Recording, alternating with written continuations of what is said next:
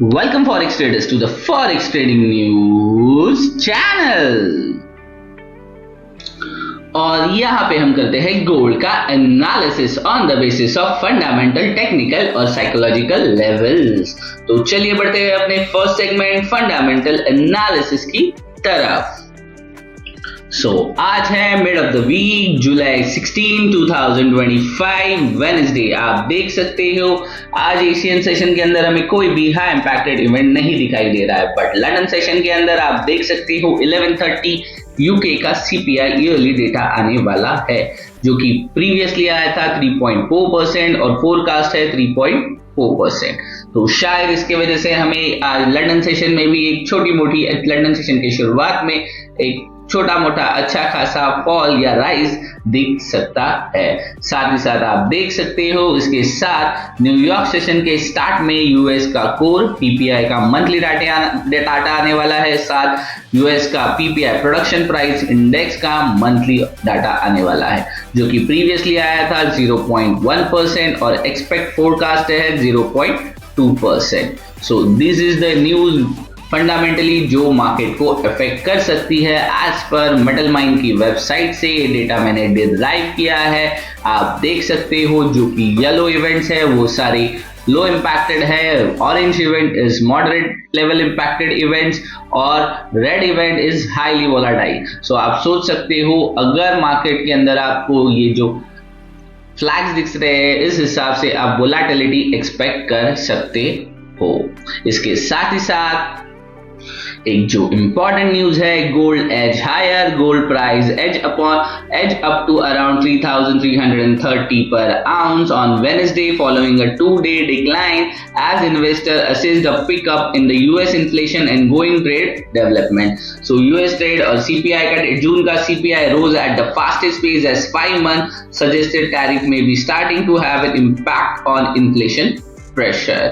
So President Donald Trump called for rate cut for Fed officials signal caution citing inflation risk. Market now await of PPI for the further insight. So आपको देख सकते हो CPI का जो data कल आया था वो नेगेटिव था, तो उसके वजह से इन्फ्लेशन इफेक्ट इतना नहीं हो रहा है, ऐसा डोनाल्ड ट्रम्प जी का कहना है। साथ ही साथ जो फेड चेयरपर्सन हैं उनका कहना है कि अगर हम inflation rate Fed rate cut करता है तो इससे इन्फ्लेशन बढ़ने का रिस्क बढ़ जाता है। इसके वजह से वो फेड ऑफिशियल्स अपना रेट कट नहीं करना चाहते।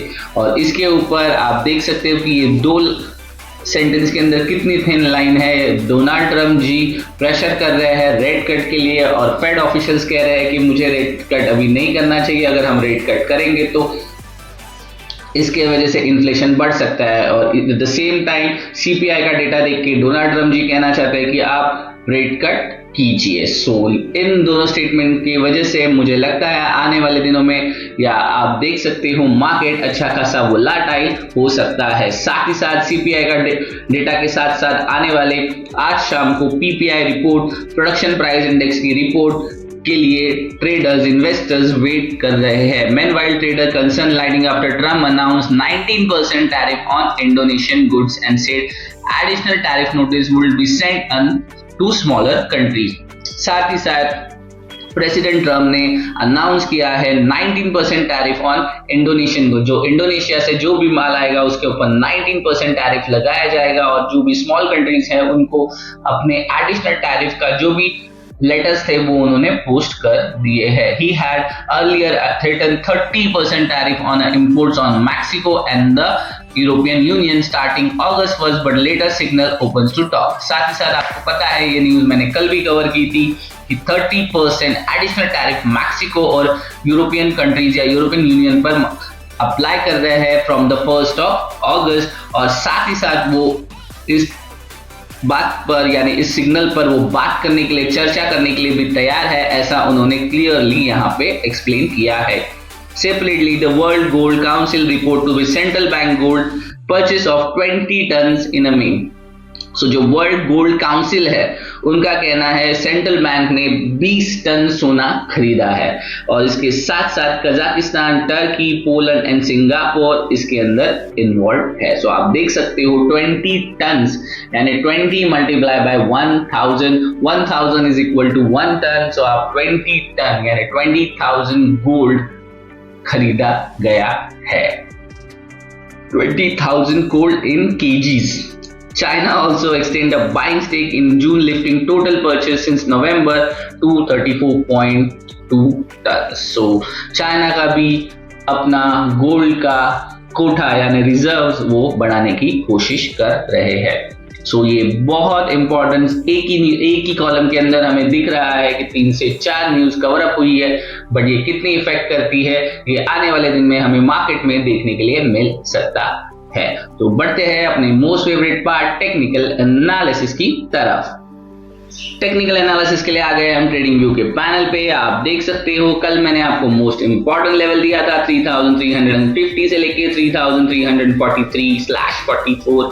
सो आप देख सकते हो मार्केट ने किस तरह से इफेक्ट किया है और अपना टेम्पररी रेजिस्टेंस किस तरह से रिजेक्शन दिखा रहा है। यहाँ पे 1, 2 और थर्ड रिजेक्शन होके मार्केट पहुंचा था 3350 पे और मैंने आपको कल ही कहा था अगर मार्केट 3344 ब्रेक करता है तो आप एक्सपेक्ट कर सकते हो कि मार्केट फॉल टिल अपना सपोर्ट लेवल 3330 और आप देख सकते हो मार्केट ने रिजेक्शन भी इसी लेवल पे इसी तरह से दिखाया हुआ है।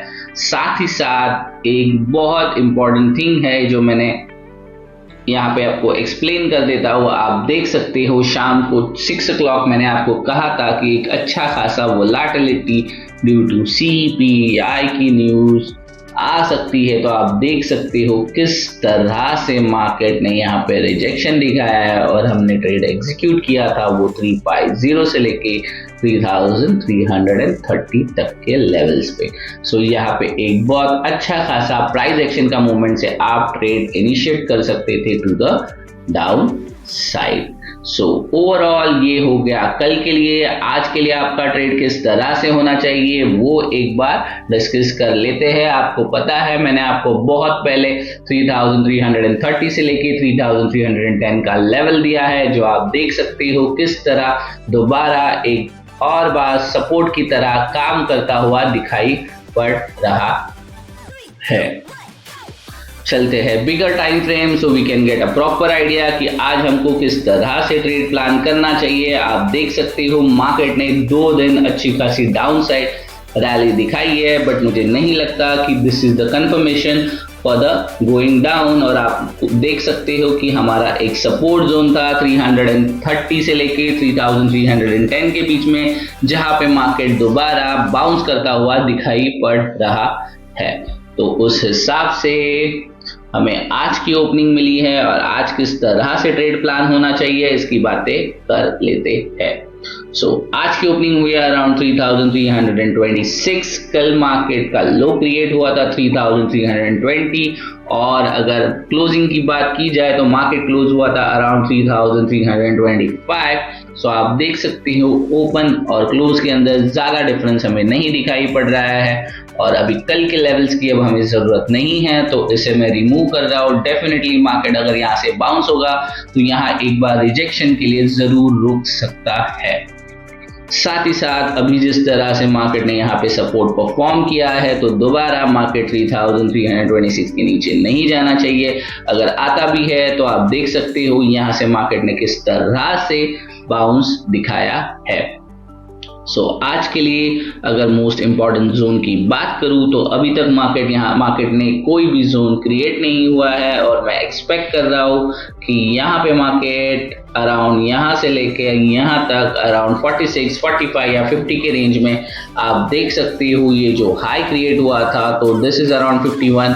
सो यहाँ से 51 के आसपास तक दोबारा मार्केट बाउंस करेगा और यहाँ से हमको एक इस तरह से जोन मार्केट को देना होगा। उसके बाद हम डाउन साइड या मार्केट अप साइड जाएगा इसका एक्सपेक्ट कर सकते हैं। तो फिलहाल के लिए मार्केट एक साइडवेज जोन पे है, जो कि है हमारा फेवरेट 3330 का, जो लास्ट कितने दिनों से मैं एक्सपेक्ट कर आपको मैंने बताया हुआ है, this is going to play as a support. अभी तक मार्केट ने किसी भी तरह का जोन 5 मिनट्स टाइम फ्रेम पे मुझे नहीं मिला है, और मैं एक्सपेक्ट कर रहा हूँ कि मार्केट यहाँ से दोबारा बाउंस करके ऊपर की दिशा में जाने की कोशिश करेगा। बट अभी कोई भी किसी तरह का जोन क्रिएट नहीं हुआ है। बट अगर मार्केट 3326 को टच कर जाता है यानी यहाँ तक, तो फिर मैं इसे डिफिकल्ट हो जाएगा ऊपर जाने के लिए, और उसके बाद मार्केट शायद साइडवेज हो जाएगा या फिर कोशिश करेगा अपने सपोर्ट लेवल 3310 तक जाने की। अगर मैं टाइम फ्रेम चेंज करके आपको 1 आवर का टाइम फ्रेम दिखाऊं तो डेफिनेटली यहाँ से मैं रिजेक्शन एक्सपेक्ट कर रहा था, जो कि आप देख सकते हो रहा है अराउंड 3340, और मार्केट यहाँ पे 3334 तक डाउन साइड फॉल करेगा, और उसके बाद राइज करना इसे होगा अगर इसे ऊपर जाना है तो। फिलहाल मार्केट एक साइडवेज जोन में फंसा हुआ है, और डाउन साइड अगर इसे जाना है तो first it have to touch 3326, और उसके बाद नीचे आके दोबारा बिना 3326 को छुए ये आ जाएगा 3310 तक। और अगर 3310 तक आता है इसके बाद मैं एक्सपेक्ट करूंगा कि मार्केट दोबारा बाउंस हो। अगर मार्केट यहाँ से बाउंस नहीं होता है तो हम एक्सपेक्ट कर सकते हैं कि मार्केट दोबारा 3300 के आसपास जाके स्टेबल होने की कोशिश कर सकता है। बट फिलहाल के लिए 3310 से लेके 3330 का लेवल एक बिगेस्ट सपोर्ट जोन का काम करता हुआ दिखाई पड़ सकता है। अगर 1 आवर टाइम फ्रेम की मैं बात करूं तो आपको इसका लो जो कि है 3332.870 और एक हाई जो है 3338.700, इस पे ध्यान देने की जरूरत है, क्योंकि ये ही एक तरह से सपोर्ट या रेजिस्टेंस बनने की कोशिश करेगा। अगर इस जोन को ब्रेक करता है तो मैं एक्सपेक्ट कर रहा हूं कि मार्केट नीचे जाने की कोशिश करेगा, बट यही है कि कैंडल फर्स्ट इसके नीचे या ऊपर क्लोज होने दीजिए, उसके बाद आपका ट्रेड इनिशिएट कीजिए। अगर यहाँ से 338 ब्रेक होता है तो आप टारगेट कर सकते हैं अराउंड 3350, 65, और अगर नीचे की तरफ ब्रेक होता है तो मिनिमम आपका टारगेट होना चाहिए 3326, और उसे ब्रेक करने के बाद 3310 और 10 पे अगर मार्केट सपोर्ट लेने की कोशिश करता है तो आपको वहां पे एग्जिट करना है, या फिर आप आपका स्टॉप लॉस ट्रेल करते हुए ट्रेड करने की कोशिश कर सकते हो। So overall that's it from my side. Thanks for watching Forex Trading News channel.